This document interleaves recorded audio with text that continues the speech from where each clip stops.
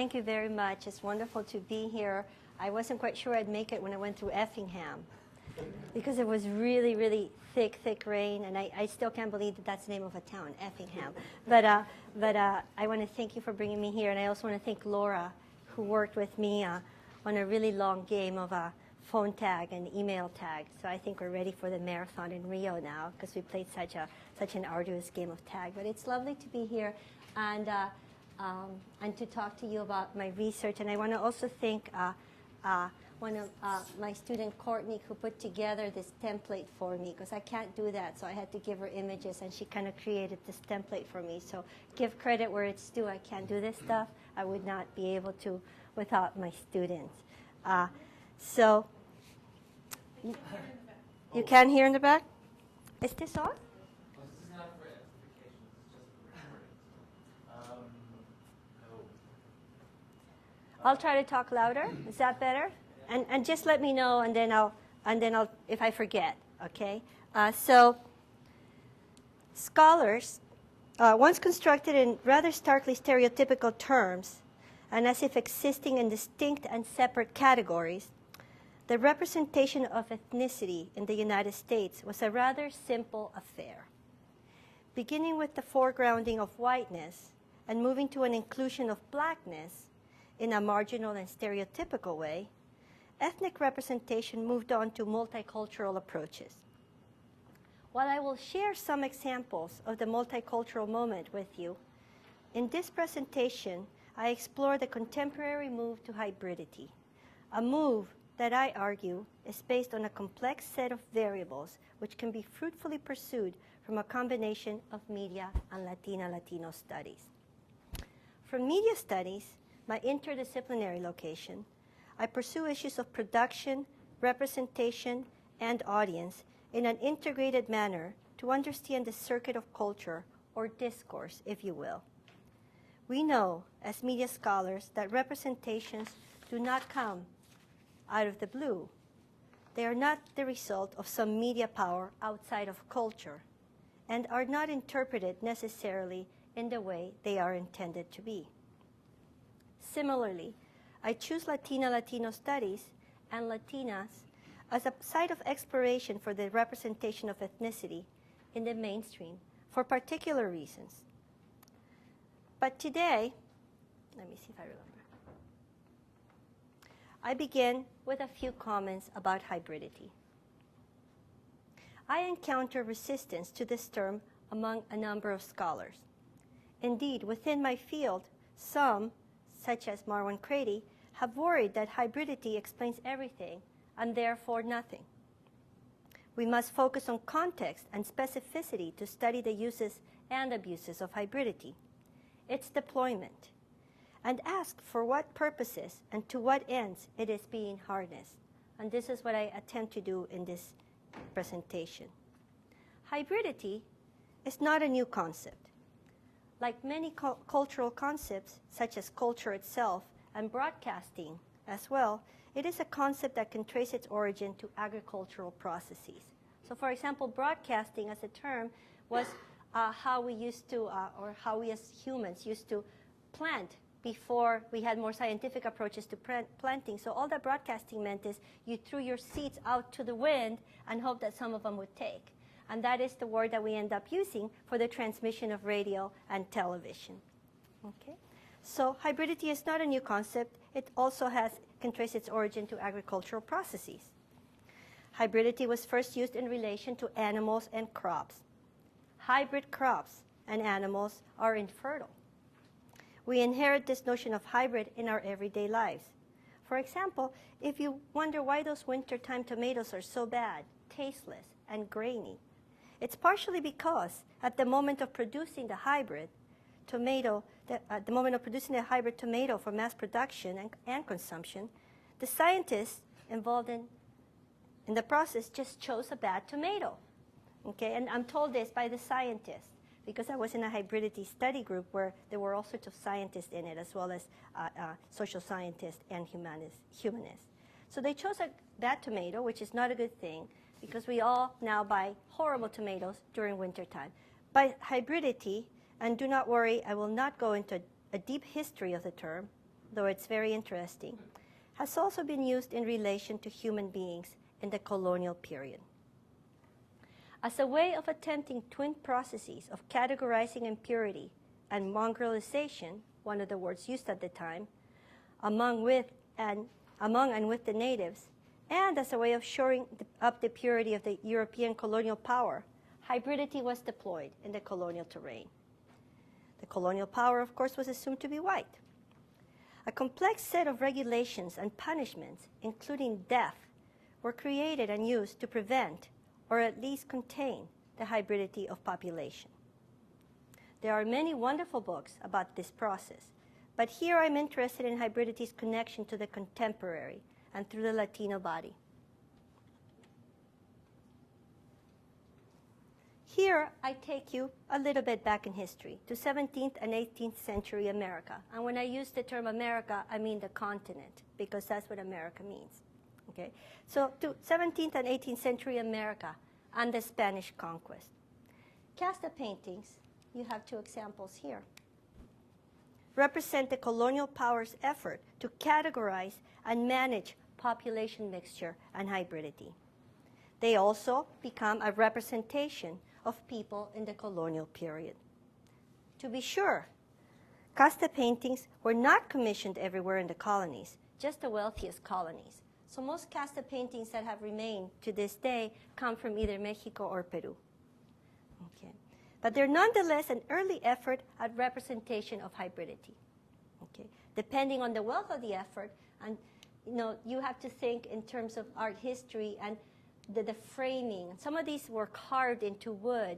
The fact that colors cost so much money, and that colors themselves were a representation of wealth, until the colonial period in the Americas, Europe had run out of the color blue, for example. And it wasn't until they found some kind of primary raw materials in the Americas that they could begin to paint in blue again in Europe. And so these are all representations of the wealth of the people who commissioned these paintings, but also an effort to represent the hybridity of the population in the Americas. Okay? Casta paintings, depending on the wealth of the effort, could contain as few as 15, or I think these are 1, 2, 3, 4, 16, and this is 20 if you count each one of these. The epitome of the wealthiest casta paintings. Okay? And they attempted to represent the extent of possible mixtures from pure white to pure black, right? So the poles, between the poles of purity. I have elsewhere written that the notion of the white Spanish is but a fiction. The Spanish, by the time they came to the Americas, were at the tail end of a nearly 8th century occupation by the Moors. The Moors, in case you don't know, were from Africa. The Spanish were not purely white. Okay? And despite the best effort of the Spanish at refuting the Moors, which included hanging huge pieces of ham in their homes and eating establishment as if to repel the Jews and the Muslims, okay, there was an inevitable hybridity within Spain of both culture and population. So by the time the conquistadores arrived to the Americas, even though they acted all superior and pure, they were not purely white. Okay? A little bit of a close-up into casta paintings here. By the time that they got started in the Americas were already a hybrid population. So the Spanish came in, they were already hybrid. Okay, the Spanish were not pure white. There were German colonizers, Portuguese, English, Dutch, and French. That's just from Europe. And of course, the native population was already here in the Americas, and the native population was not homogeneous. There was hybridity within the native population. Okay? If you trace the colonial history, or at least the explorer history of the Americas before the Spanish, there is a lot of support that other people came from other continents to the Americas before the Spanish. Okay? And moreover, African and Asian slaves were added to the mixture. So thus the casta paintings, which sought to represent a developing legal categorization of the hybrid population, attempted to in turn represent particular types of couplings. Okay, so we have mestizo, we have castizo, we have mulatto, we have chino. And in Latin America, when they say chino, they don't mean Chinese. They mean anything that looks remotely Asian, okay? And my personal favorite, the category called no lo entiendo, which literally means I do not understand it, or I don't get it, or it's just too hybrid for me. It's just no lo entiendo. I don't get it. So there was, in the 16th category one, there was a no lo entiendo. There was the one that they just could not figure out. Was it Indian black? Was it mestizo, Chinese? It was just a no lo entiendo. So here you have, for example, an indio and a mulatto. If you mix those two, you got a little child that was called a sobo. Okay? And here you have an español and an indio. That's when you got a mestizo. Okay? And this was very, very important because it not only represented in the terrain of the symbolic, but this is what, depending on whether you were a sobo, a mulatto, or an indio, you had different kinds of access and rights in terms of private, in terms of owning property, in terms of being able to inherit, in terms of being able to be a slave or not, or what kind of work you could do. So these were very powerful categorizations. Okay? Here you have other kinds of another casta.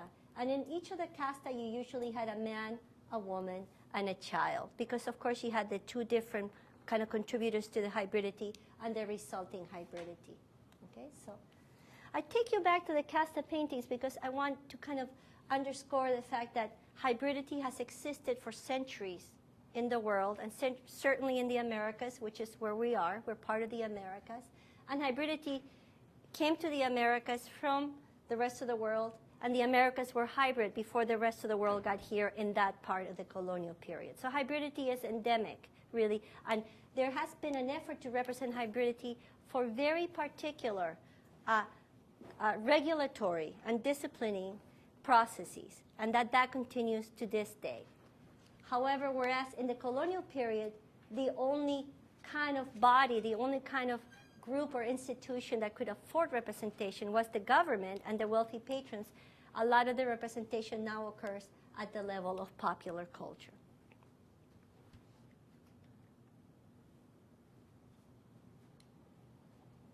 Okay. So hybridity as a proposition, as a concept, is a concept that's against binaries, right? As I said in my opening comments, the representational terrain of ethnicity in the United States, until quite recently, and still in some locations, is of either black or white, right? Those two racial binaries. Okay. Hybridity, as a perspective, refuses that purity. Hybridity would say there is no pure whiteness, there's no pure blackness, and there's nothing and everything in between. So you have to look contextually at the histories of, you know, the power kind of differentials and the kinds of foregroundings and backgroundings that result as that mixture comes together. And the mixture is at the level that I study it of population and of culture. Okay? The mixture is at the level of population and of culture. And it's a refusal of really of purity. It's about the untenability of policing borders in terms of population and cultural mixture. Okay? That no matter what walls you build, and whether we go to Germany or whether we go to Mexico and the United States and to other walls that there may be, you know, the wall is never tall enough. People move across, and culture moves across, right? And so, although a lot of border scholars, as you might know, have written about how it's much easier for culture to move across the border than it is for people to move across the border. And as many of our current students have written dissertations about, it's much easier for blood to move across the border than for people to move across the border. So right now there's a huge trade in blood, and especially for medical research, because the blood of the U.S. has already been overly tested. So if you want to test a lot of medicines and disease issues, you actually import blood from the rest of the world. So we do import a lot of Mexican blood, for example, even though we put a lot of barriers to Mexican people coming over. Their blood is okay, just not the rest of their body, okay? So just like their music is okay, but not the rest of their body, okay? So that's what we're talking about here, okay? Now, hybridity, I acknowledge, and this is why a lot of my colleagues and friends say, why are you using hybridity? It's a term with a lot of baggage because of the racist use that has been, that this term has been put to, you know, it has been put up to shore up whiteness and to keep out mongrelization or impurity. So that, I'm not discounting that history, okay? And it is a concern, as I kind of try to show to you, dating back at least to the beginning of the American colonies. I'm not saying that it's only in the Americas, but my expertise lies in the Americas. I'm sure that if you go into any other continent and any other kind of history of colonization and invasion, you will find that concern there too, because the colonial powers are always concerned about the purity and the superiority as they seek to, you know, dominate the location where they go. Okay. Fast forward to the present. And to the present hybrid moment. And I don't, you know, even want to suggest that the colonial period was the beginning of hybridity. I don't know if it goes back further. So I don't want to be even reductive to that. So I'm leaving it up to ancient history scholars to come here and say, but Greece was hybrid too. And I'd be not surprised to hear that at all, okay? But to the current moment, and we fast forward to the study of Latinos and Latinidad, that allow us an entry into the acknowledgement that populations have been hybrid for centuries, if not millennia, and that culture is hybrid as well. Furthermore, I am not saying that Latinas are the only component of the population that are hybrid, nor that our culture is the only ethnic culture that is hybrid, but rather that through the study of Latinidad, we are able to explore the inevitable hybridity of the global population and culture at large. Okay. In other words, the study of Latinas and Latinidad compel us to acknowledge that the pursuit of purity is, if not difficult, altogether untenable. Okay. At this point, as I have abruptly moved you up to the present, I return to the pursuit of ethnic and Latino studies. As I have mentioned earlier, ethnic studies in the United States was based on distinct categories. And in fact, if you look at ethnic studies in the academy, you still have that, right? You have African American studies, you have Latino studies, you have Asian American studies, and you have Native studies. That's what we have where I'm at. I don't know what you have here, but you have these distinct categories, and it's always difficult when you invite a speaker, and the speaker kind of straddles, you know, two. And it's even more difficult, actually, when you invite a speaker that straddles ethnic category and area studies, because those come out of two funding mechanisms, and then you get into trouble, and it's just so silly, you know? So when we invite somebody like Julia Alvarez, what happens is Latino studies and Latin American studies have to decide which one she is, because otherwise we can't get money to fund her under one pot of money, because then the other pot of money says, no, she's that, she's not this. So last time she came, we had to decide she was Latin American, right? That's what we had to say, because she was talking about her friction about the Dominican Republic. Okay. By the way, Julia Alvarez was actually on faculty at our university. But if you read one of her books, she says, she never mentions us by name, but she says, I had to leave that Midwest University or I would have to kill myself. That's what she said. I feel bad she had such a hard time. I'm sure if I'd been there, I would have made her feel better. Okay. I got there after she left. Okay. So as I mentioned before, ethnic studies in the United States was based and continues to be based in distinct categories. And I joined contemporary scholars, not only of Latino studies, but contemporary scholars of citizenship, mixed race, and hybrid studies in the pursuit of studying a process wherein some of us are constructed as different and alien in relation to our normal. The pursuit is contextual and relational. I also locate this pursuit within media studies in a way that includes the element of gender. And I don't even kind of foreground gender because I think of gender as such an incredibly fundamental way of analyzing. And of course, how would you analyze anything without gender? That I don't even give you the background on that because I'm assuming you, of course, agree with me. Okay, so it includes the element of gender, Latino studies, and media studies to get to the specificities of Latinidad in the contemporary moment.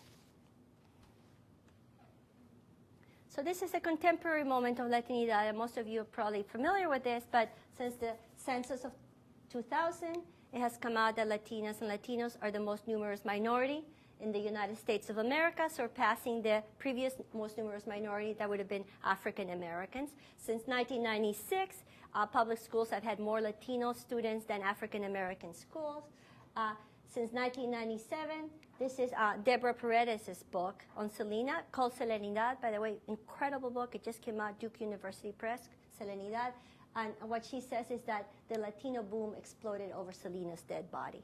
Okay, so she locates the death of Selena as the explosion of the most recent Latino boom. Again, I cannot recommend that book and Deborah Paredes' work enough. Then we also have the context of 2006 immigration rallies that began right here in Illinois, in Chicago, okay? And the foreground of Latinas, and I just mentioned a few there to kind of, in case you can't think of any, J-Lo, Jennifer Lopez, Eva Longoria, Jessica Alba, America Ferrera, etc. And right now there's a total kind of hyper productivity of Ugly Betty studies. You know, I just the other day, you know, it's just like everybody's doing Ugly Betty. You know, there's a global Ugly Betty coming out, and I just read a proposal for Ugly Betty book, and I said, well, this is not going to be the only book on Ugly Betty, because everybody's writing a book on Ugly Betty, or at least a chapter in the book about Ugly Betty. And Ugly Betty, as you might know, is something that is so phenomenally, you know, popular throughout the world. I think there's like 56 Ugly Bettys throughout the world. And the other day, I just met somebody who was asked to do the second season of Russian Ugly Betty, and I have to tell you this story because in Russia it was played in just one year, and Ugly Betty was ugly, went through the suffering thing, got married, had the baby, got pretty, and it ended. But it was such a popular show that the Russian broadcaster said, well, we need another year. So then they called this man called Bernard Lekowek, who actually used to work on the production of Carrascolendas and Que Onda, and they called him up to write the second season, and he goes, but it just ended. She just got married, went off into the sunset and stuff, and they said, we need another season. And so he told them, kill the baby. So he didn't write it, but apparently they did. They had to kill the baby, because there was no way to go on with it other than to mess it all up again. So she'd have to go through another arc in the telenovela kind of mode. Anyways, that's a side story. I just had coffee with him yesterday. I had to choke on my coffee when he said, kill the baby. Okay. All right. All right.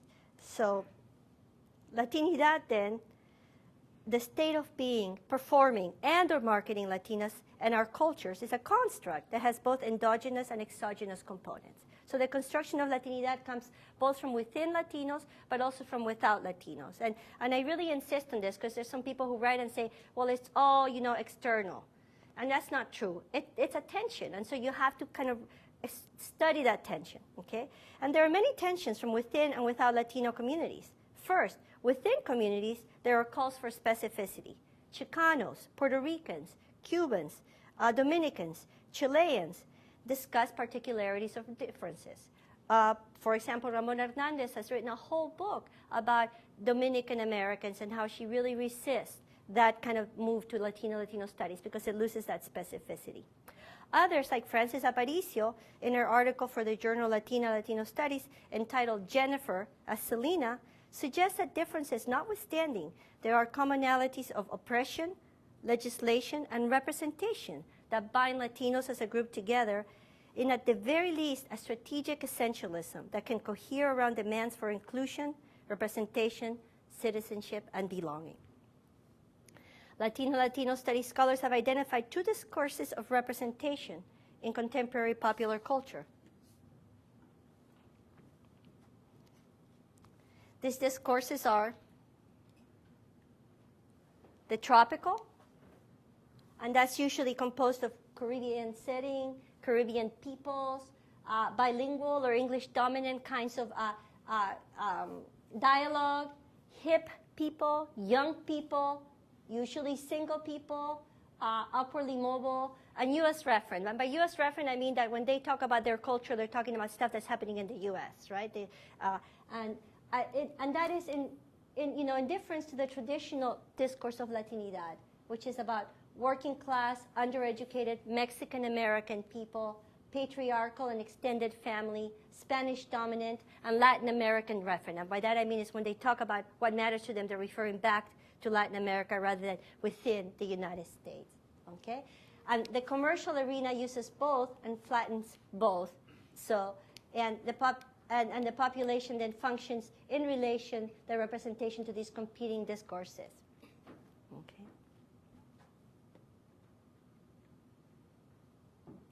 Now, The tropical category leads itself much more to hybridity than the Mexican, because the tropical category, by being upwardly mobile, then is able to assimilate and blend and become mixed, whereas the Mexican is generally represented as unable to assimilate. So the difference remains different and therefore eternally foreign and internally working class. Okay? But the latter part of this slide also, or the previous slide, is where the exogenous variables came in. The commercial is the exogenous variables, and also the governmental. Okay? So Latinidad is not just a construct that comes from within Latino communities, but is also and simultaneously an effort to categorize a population for institutional purposes of governance, as well as to identify a market to which products can be sold and from which cultural signifiers can be harnessed toward conglomerate profit. Thus, Latinos are often represented as criminals and a threat to the state and body politic, while simultaneously foregrounded as the sexy, chic, curvaceous, fun, and yummy people and products from the South. I have here for you this tension in stark terms.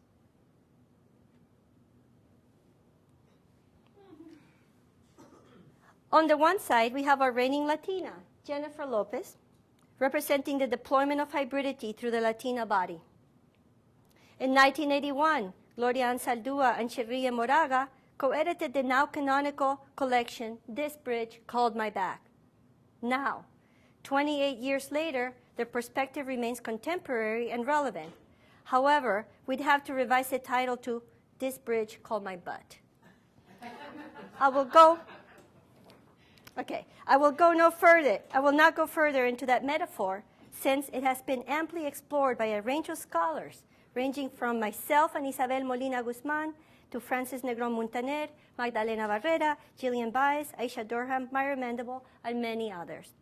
But the contemporary representation of the curvy Latina exists in tension and coexistence with that other element, the hyperfertile, undocumented Latina.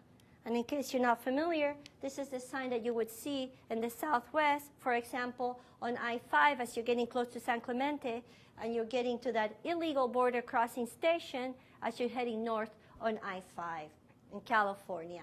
And Maria Victoria Ruiz and many others have also analyzed this sign because it foregrounds the female mother, and she's dragging both the child and the man is running behind her. So the gendered aspect and the kind of calling out to fears of hyperfertility are embodied in this sign.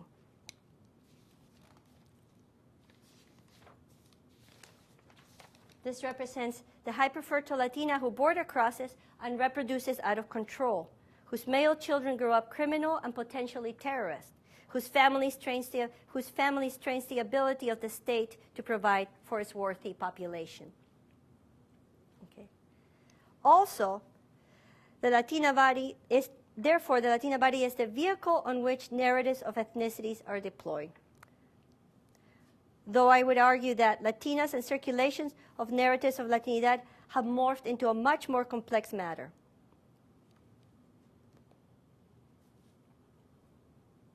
So the representation of Latinas, I knew I would go too fast here, dates back at least to the turn of the century. And Mari Beltran has just published a book on this going back to the 1920s and the introduction of sound into Hollywood film and all of that. But here I have two kind of iconic Latinas for you. I have, in case you don't recognize her, and these are very bad images, I apologize, Carmen Miranda and Celia Cruz. And Celia Cruz comes out, really bad. But they're both in a very, very similar pose. And Carmen Miranda with the fruit hat. And thank God that Celia never wore a fruit hat, but that's because she always wore 6-inch heels. So that was enough to deal with, right? So, but Carmen Miranda did too. Look at that. Okay. So we have here two ends of the racial spectrum. The white Carmen Miranda, Portuguese-born, immigrated from Brazil, and the black Celia Cruz, Cuban-born, and who died in Miami because she said she would not go back to Cuba until Fidel Castro was no longer in power. And so she died before that happened. All right, so we have here the kind of traditional previous paradigm, I would argue, in the representation of Latinas in contemporary popular culture. Here I move us to a more contemporary representation, and I choose something from the celebrity culture and also from advertising culture. This is for 100-calorie packs of Oreo cookies, you know, and it's interesting, of course, that they would choose a kind of a light African-American woman to sell Oreo cookies. I mean, it seems cheeky to me, but I guess not to them. Okay, but here we have a very, what I would call a very tamed Latina, right? And this is a hybrid Latina because Salma Hayek is seen as Mexican in the United States, but as many scholars have written, including myself, Salma Hayek is a first-generation Mexican person because her, I don't know if you noticed, but Hayek is not like your typical Spanish last name. She's of Lebanese descent. So she's just first-generation Mexican, and then she crosses the border over here, and she becomes the epitome of the Mexicans. So she gains purity as a Mexican by coming over to the United States, but she was not a pure Mexican in Mexico, okay? And here we have a representation in that culture that I would say kind of quotes both Carmen Miranda and Aunt Jemima. You know, and so therefore you have kind of a hybrid representation of Latinidad that brings in blackness into Latinidad. And that's very unusual because in a lot of the contemporary representations of Latinidad, you're working against blackness, you're writing out blackness, you're lightening brownness, and you're going for a more light representation such as this one.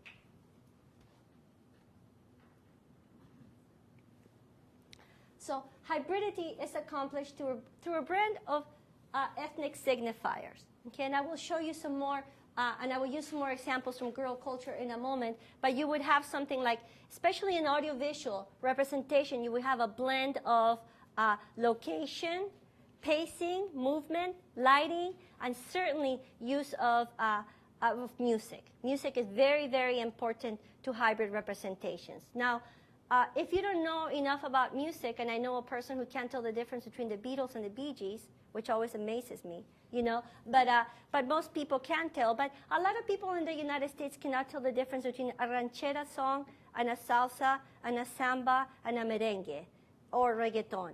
Okay, so these are things that, again, part of what's working with it, and what I'm trying to get at that is that if you know what's going on, you would read the hybrid into that kind of a representation. But if you don't, it would just all seem like some kind of Latin thing all over again. Okay, so it's accomplished through a blend of signifiers that are oral, audiovisual, and sometimes, depending on if you're reading a women's magazine, they assault those little perfume samples. You know what I mean? Okay. Hybridity models the register of ethnicity, but does not model the fact of ethnicity. I want to say that very clearly because, and I will show you some images of that a lot of times you get a hybrid representation that you don't know what it is. You don't know if it's Mexican American, if it's Canadian, whatever, but you know that it's not white. That's what it is. It's unambiguously white, but it's ambiguously ethnic. We don't know what ethnicity it is. Okay?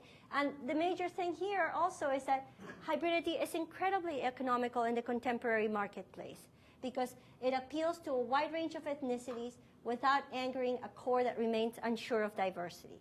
And by that I mean the hybridity that I have been showing you, the hybridity that tends towards whiteness, that tends towards ideal of beauty, the hybridity that, you know, says, oh, Jennifer Lopez is very cute. She could be white, I guess, but she's not too black. Okay, so that's really what's going on there. And so it's economical because a lot of people can look at something like Salma Hayek or Shakira, and they can say, oh, she could be native, she could be Indian, she could be Arab, she could be Latina, she could also be white, right? And so she is subtle enough and hybrid enough to appeal to a broad range of the audience without alienating the core racism that still remains part of the mainstream in our culture. I have come up with 4 strategies of representation of ethnic ambiguity and hybridity in the terrain of popular culture that I want to go over. And these are ambiguity, morphing, virtual shattering, and palette. In the olden days, morphing used to be very, very expensive, and I don't have time to show you, but and it would be kind of sad at this point to show you the black and white video of Michael Jackson because I still can't believe he's not here. But you know, it just was so sad. And, that video was incredibly expensive to produce because the technology was so new at the time and it was so cutting edge. But nowadays, you all can do morphing on your Mac. I mean, if I knew how to use my Mac, I could do morphing too.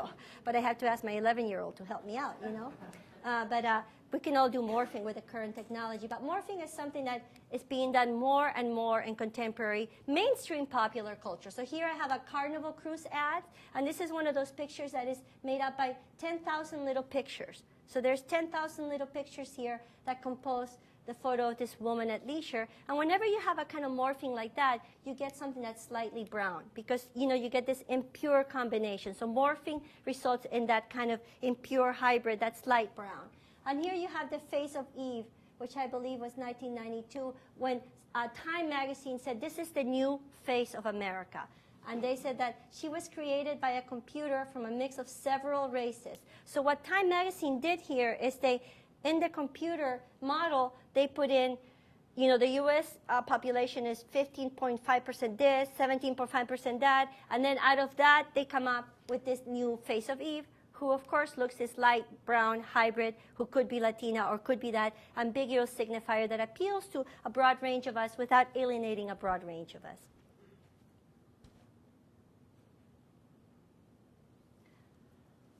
Another strategy of representing hybridity and mixture is visual shattering. And I would argue that this is just the title shattering makes it an unstable, and threatening kind of representation. And what we have here is from the New York Times, and it is a representation of a picture of a suspected undocumented alien crossing the border. So in visual shattering, you get more representations in the news in relation to border crossing and the implicit threat of terrorism upon the national border of the United States. Okay? This is a little bit like 4 years old because if you know about technology, I don't even think you can buy such an old monitor anymore. Okay.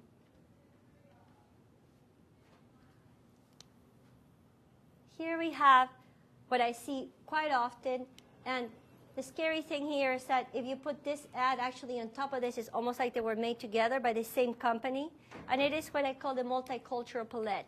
But what's different about this than it would have been 10 years ago is that now you have this hybrid, indecipherable, no lo entiendos in between, right? Because, and just as an aside, there's that classic essay on white Negroes by Jan Pietersay, where the Irish, when they first came into the United States, were seen as Negroes, and they have made the whole trip now where they're the epitome of purity. So here on the right, you have the epitome of purity, this girl that bears all of the kind of signifiers of Irishness, red hair, freckles, And so here you have in this American Girl, I don't know if you're familiar with American Girl, it's a doll line.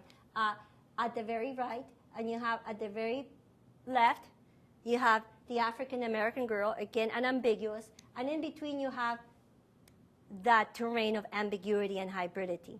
You don't know is she Native? Is she Indian? Is she Latina? Is she Korean?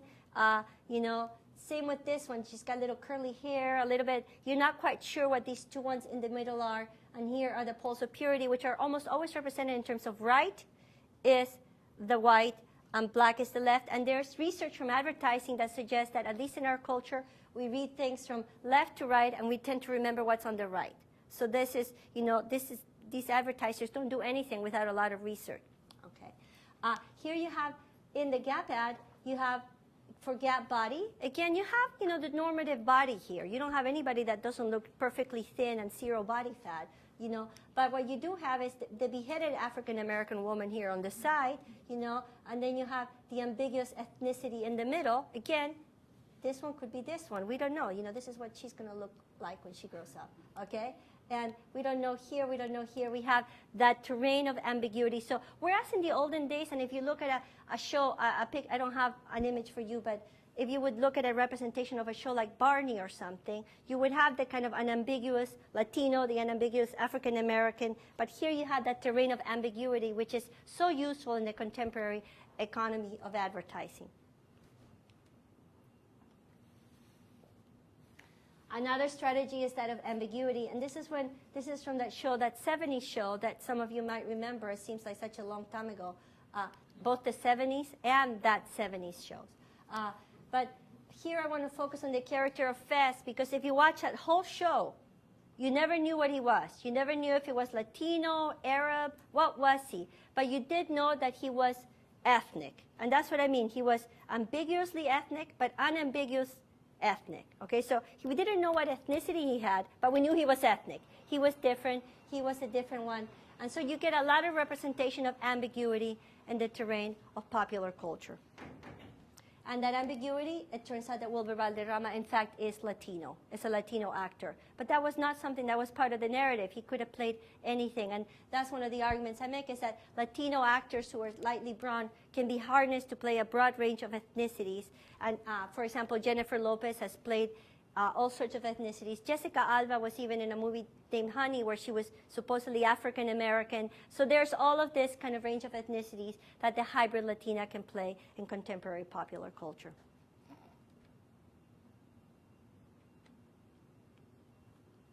I want to now move to the terrain of girl culture and the tween marketing. Because tween marketing, although it has been around since at least the 70s with the Patty Duke show, tween marketing is something that is really allowed Disney Television Channel to rise to the top of global children's television in a way that they've been trying to do for a long time. And one of the ways they've done this is by appealing to the tween audience, and within the tween audience to always include an element of hybridity, usually through the body or through the pseudo-Latina. So here we have the pseudo-Latina here is Gabriela Montes. You would never know that she was Latina. Her name is Gabriela. Anybody can be called Gabriela. You really have to be looking really, really hard at these shows, or have to watch them a lot, which I did for research purposes, and because I have an 11-year-old in the house, right? That her mom looks like a lot more Latina than she does, and then, but it's a very ambiguous, you have to be looking for it kind of thing. But it is there. And so you also have Corbin Bleu. You have the kind of still traditional kind of area here, but you do have the inclusion of this hybrid Latina in between into this juggernaut, billion-dollar franchise that is High School Musical. High School Musical has been an incredible profit leader for the Disney Channel. The latest tween star from Disney Channel is this little girl here. Well, she's not little, and she's about 6 feet tall, actually. But her name is Selena Gomez. And Selena Gomez is the latest tween phenom in Disney Channel. She's come out after Miley Cyrus, right? And she is in a show called The Wizards of Waverly Place, which is a truly hybrid show because she's a true hybrid. Her father is Italian wizard, and her mother is Mexican American. So she is Italian Mexican wizard, which of course you would expect from the Disney Channel. They have that extra hybridity added. But you would never know that she was Latina unless you watch the one show on quinceañera. And there was a one show where she had to do a quinceañera, and that's when you think, oh, she's Mexican American, because it's such a subtle Latinidad that only comes through in that one show about quinceañera. And yet Selena Gomez is named after Selena. She was born when Selena was killed, and that's why her parents named her Selena. Okay. Hybridity, of course, has come out in its most foregrounded way in the terrain of girl culture and girls' toys. And I could not talk about girl culture and girls' toys, and I'm kind of hurrying up here because I realize I'm kind of going over time. But in the area of Bratz. And in case you do not know, Bratz is an incredibly and phenomenally successful doll line that's set out to outmarket Barbie, and did.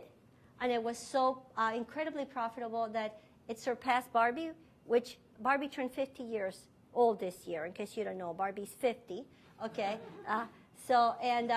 and they really did almost in 5 years manage to take over that 50-year-old doll phenom. Okay, to be sure, Barbie had some girls of color, but when people think of Barbie, they think of the blonde Barbie, the big breast Barbie, the shoes of the Barbie. Okay, so, and here you have in Bratz a display of hybridity and an ethnic mix of signifiers that proved to be incredibly popular and alluring to little girls, right? I'm going to get to this slide in a little bit. A whole new language was developed to talk about Barbie, Bratz. So, but my personal favorite is prostitutes, right? Because the combination of prostitution and tot culture, that seems so threatening. However, I've written a whole article where I argue that a lot of the sexual threat that brats have been accused of, and everybody from the APA, the American Psychological Association, to organizations called Mothers for Decency, okay, have come out against brats as encouraging hypersexuality at a very young age in our little girls. And one of the things I argue is that part of what was threatening is maybe their sexuality, but also their ethnic signifier. So they were actually an ethnic threat to the white normativity in girl doll culture, okay? And so you have that here in Bratz. And as an aside too, I have some Bratz for research purposes. I bought some. And the scary thing about Bratz is that whereas with Barbies you lost the little shoes, and you had to, and you never knew where they went, those little shoes. In Bratz, if you want to change your shoes, you slap their foot, you snap it off at the ankle. So you're literally snapping off. That always freaks me out, right? You're literally changing the foot, the whole foot, because the shoe is this big, because of the proportion of the Bratz doll. Okay, the Bratz doll then represented an ethnic and a sexual threat because of their hybridity. And here you have, the lips, the hair, the eye shape, the hips. You have, and the whole aesthetic kind of approach that it's coding a hip-hop sensitivity, right? And it's what Aisha Durham calls hip-hop feminism. It's hip-hop feminism, right? However, when Bratz, it's kind of more tamed and crosses over into the mainstream Hollywood film, Bratz, the movie, you almost lose all of that bratitude, all of that, kind of transgressive. And you get this group of girls where you can't really tell, what the difference is by and large, except that they are very distinctly and stereotypically coded. So for example, the Asian American Jade, she's good in science, right? And you probably don't know which one the Latina is here because she's such a subtle Latina, but the only way you know this one is Latina is because when we were in her home in the movie, there seems to be a mariachi band living in her kitchen, But other than that, you would never know that these are ethnic coded dolls, okay? At this point, I would like to show also a little bit of a clip, and let me see. I think I remember what he told me to do. Oh, okay.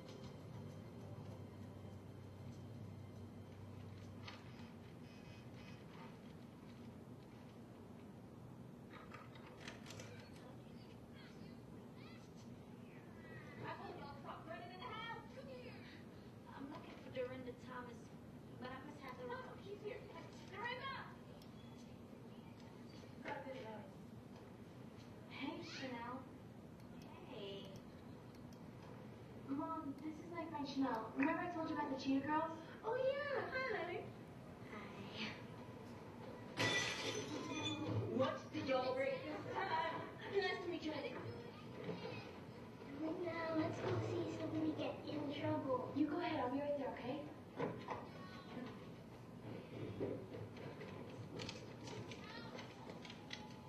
If I knew you were coming, I'd been really rich and lived somewhere else. What?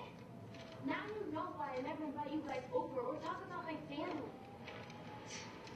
I'm really surprised at you doing that. Why'd you try to hide it? You guys are all... I don't know. I guess I just didn't think about it. Wait till I saw Galleria. I mean, the way you dance, you had to have some flavor in you somewhere. But she was all, no. We're not talking about the same thing, Chanel. So you're half black. You've seen Galleria's mom and dad. And I'm a little bit of every kind of Spanish pepper girl. Shoot, Miss America has 10 bloodlines. No. No. Yo, we're all mixed up in this jiggy jungle together. Join the club, friend. Can you just wait for a second? I'm not black and I'm not half black. I'm not even white. I don't even know what I am. I do know that Mrs. Bosco isn't my mom. She's the closest thing I've ever had.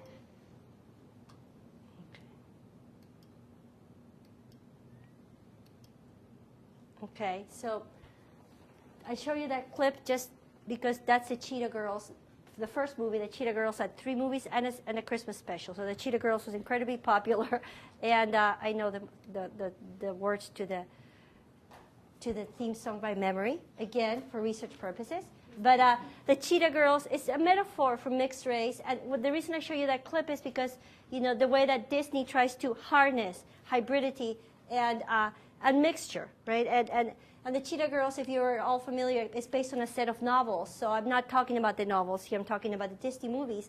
But the fact that mixture and mixed race and hybridity are very, very, very hip and very marketable. Cheetah Girls were the second most profitable vehicle for Disney. Now, at the time they were introduced, they were the most popular made-for-TV movie that Disney ever did. But then came High School Musical, and that surpassed Cheetah Girls. But the fact is that both High School Musical and Cheetah Girls kind of focus on that hybrid, especially the kind of tension by the Latina girl. And it's the Latina girl, Chanel, who says, I'm a little bit of this, I'm a little bit of that. Don't worry about it. That's how we all are, right? And that's the kind of representation that Latinas are accomplishing here. Now, I want to kind of go to the end here because I realize I'm running out of time, and I want to say, but the title of my talk was Uses and Abuses of Hybridity. Okay, hybridity has been around for centuries. As I tried to show you, hybridity is present in the representation of popular culture, and hybridity is something that really describes us all in terms of culture and population and the way that our bloodlines are really composing us. But what are the uses of hybridity? I mean, hybridity can be used to represent the inevitable mixture of the population and the fact that there should be no normativity, but that we could all coexist and without, of course, losing the histories of power and the power differentials. But you have to get to that before you can get to the other side. However, that's not what I see happening in the contemporary terrain of popular culture. One of the things that's happening is that hybridity is being harnessed towards a light brownness that can appeal to a broad range of members of the audience and sell a maximum range of products, right? But it is not being harnessed to kind of allow for a discussion and maybe a potential future of inclusion and citizenship for a broader range of the population that's contributing to the body politic. Within Latinidad, one of the other things that this is doing is that hybridity is erasing blackness altogether. And I actually have a couple of students that are working on the fact that if you do a content analysis, a social scientific quantitative content analysis, that you actually see less blackness represented on the terrain of popular culture now than you did 10 years ago. Because the hybrid light body is actually being used to sideline blackness and to once more push it out of the picture. So hybridity, rather than kind of taking us to another moment where we can begin to talk about and begin to engage in a more just world, is actually being used to return us to normativity and to once more displace blackness from the terrain of representation. Thank you.